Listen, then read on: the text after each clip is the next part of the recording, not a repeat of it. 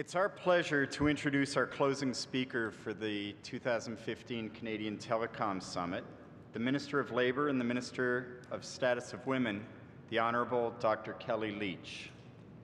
Minister Leitch was elected to the House of Commons in May 2011 and was appointed in July 2013 as Minister of Labour and Minister of Status of Women. She previously served as Parliamentary Secretary to the Minister of Human Resources and Skills Development and to the Minister of Labour in May 2011.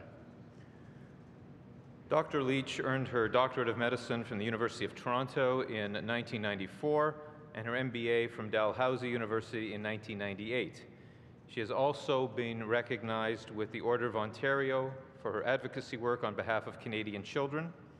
Throughout her career in the medical profession, as a volunteer, and now in public life, Dr. Leitch has made it a priority to help address the challenges faced by women and girls. As such, she is particularly well qualified to lead Status of Women Canada and its efforts to generate progress for women and girls in our country. It is my distinct honor to introduce the Honourable Dr. Kellie Leitch.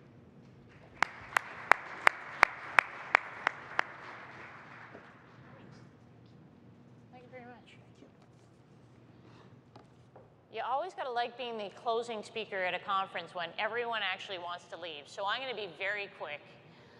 How many of you have a daughter? Since I can't see very many of you. The reason I ask is because I usually call my best friend before speaking at events and talk to him about what I should speak about. And he has two daughters, one of which is a professional engineer, the other is a surgeon. His name is Kit Leitch. He's my father. And for those of you that are dads in the audience, you should probably wish that you don't have two daughters like us. I was talking to him about coming to speak today, and outside of the fact that I own 4 BlackBerries and 4 iPads because of my various different roles, I don't know if I'm necessarily the best qualified person to talk at an ICT conference, but I do employ 15 people under the age of 25 that actually know how to run all this technology.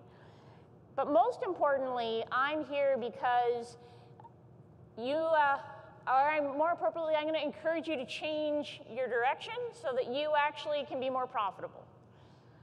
My father runs a large company in Western Canada, and I asked him what are the most competitive things that you should be focusing on in order to grow your business.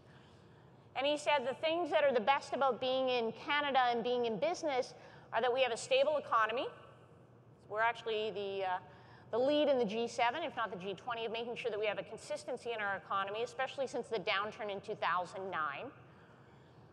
We have large trading relationships. We have these opportunities. His firm also has these great opportunities to trade abroad. But he said we have actually really talented women.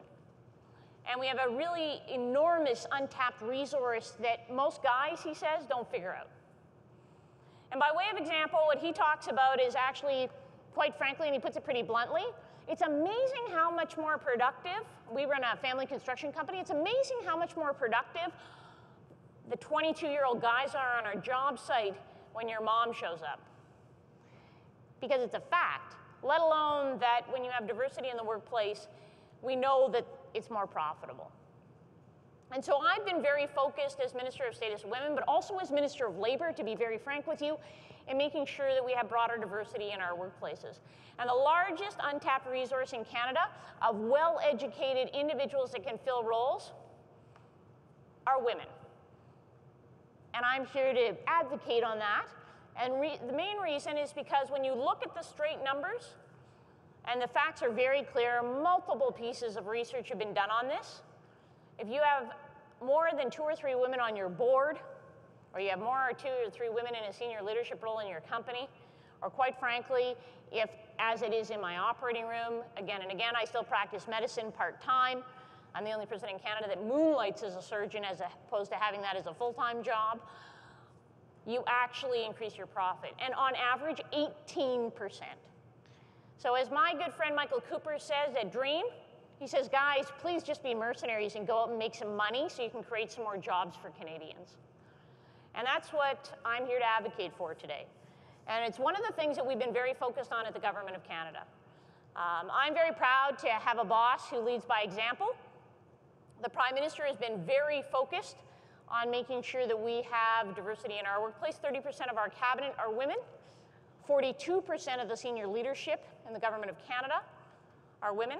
The Clerk of the Privy Council of the country is a woman, Janice Charette. And what has that done is provided us a leadership role at the G7 that we get asked about all the time. I get asked about as Minister of Labour routinely when I'm traveling internationally. But the ITC sector, just like oil and gas, actually really lags. And so we launched a focus a year ago for women on boards, women in senior leadership roles, to go from the 14.5% average here in Canada to try to get us to 30%, which is what the public service is at right now, or the Government of Canada is at right now already, to try to get the private sector to get to those numbers, if nothing else, to drive the economy by 2019.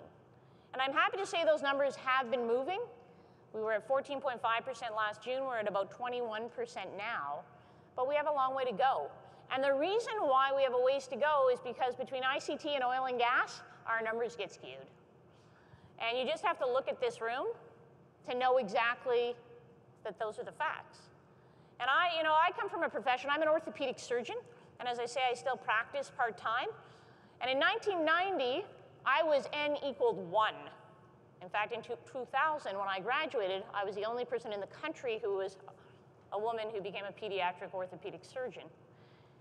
But the reason the numbers have changed and that today 36% of surgeons in the country are women is because of two guys from Toronto, Alan Gross and John Wedge, who decided that women should be introduced into surgical professions. Because they decided, sort of similar to your hockey pick list, instead of just picking from 50% of the roster, since 53% of medical school grads were women, they thought they should probably pick from the whole roster. Because God forbid that they weren't focused on that 50% if they were in their hockey pool had Sidney Crosby in it.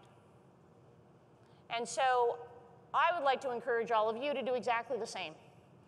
Because it's extremely good for the Canadian businesses out there. It's extremely good for the Canadian economy. And it's actually outstanding for the country. Because the more your firms are able to grow and expand, the more Canadians you're able to employ, the better off the Canadian economy is. And actually, that's, as I say, really good for the country. And we're very focused as a government on making sure we expand the Canadian economy, but not just as an end in itself. Because we know that when you employ more Canadians, and they have really great, well-paying jobs in your sector, that means that they're actually paying money back into the economy, and that also means that our communities are growing. And so I have been very, as I say, very focused on this. And one of the things that I'm here to announce today, because of our focus, particularly on those areas where we know the Canadian economy has great opportunity to expand, is that Status of Women Canada and myself as Minister of Labour, we've been focused very much on the ITC sector to provide that opportunity for diversity. And so I'm happy to announce today that the Information and Communications Technology Council of Canada will be receiving $460,000 for a 30-month project that we're focused on in order to create diversity in the ICT workplace. It's an outstanding opportunity. I think it's an opportunity for your sector, for your portion of the economy to diversify and to grow. And it provides a great opportunity, I think, for young Canadians, quite frankly, both men and women, to enter into your field, knowing that they're going to have an opportunity in the future. The only other thing that I'll leave you with is our effort to try to expand that opportunity. Status of Women Canada launched a campaign in April called It Starts With One, Be Her Champion, to encourage men and women in leadership roles, like yourselves, to champion a woman over the course of the next year, to make an investment in that young person so that they will become part of your profession and they will actually help grow the Canadian economy. It'll help grow their businesses. And the reason we've focused on the sort of almost inverse mentorship approach is that I can tell you, having talked to my sister, that she said, I don't need to go have another coffee with somebody, Kelly, just so that we can have a chit-chat and I never meet them again. What I want is actually someone I have a meaningful relationship with who's going to help propel my career forward. And all of you can do exactly that for a young Canadian. You all have experience. You all understand your sector. You all know how to help that young Canadian. And as I say, my preference is a young Canadian woman to be able to grow her business. And we know for young women in particular, mentorship is a tangible game changer. For young women that have a mentor, 88% of them have a successful business that's growing and thriving at year 3. But those that don't, 50% of them have failed or gone bankrupt. It's a tangible game changer for women. And so I would like to ask all of you to continue to consider taking our pledge to focus on a young person under the age of 35 and their career path over the course of the next year so that they have a great opportunity. And as I say, it goes hand in glove with the support and funding that we're announcing today in your sector, $460,000 to support championing, mentoring, making sure that there's opportunities for women to take on leadership roles in your sector. Because these opportunities provide a great opportunity for the Canadian economy. And as I say, that's only good for the country. So thanks very much for having me. I hope you had a great conference. Thank you very much for the invitation, and I hope you all have a safe ride home.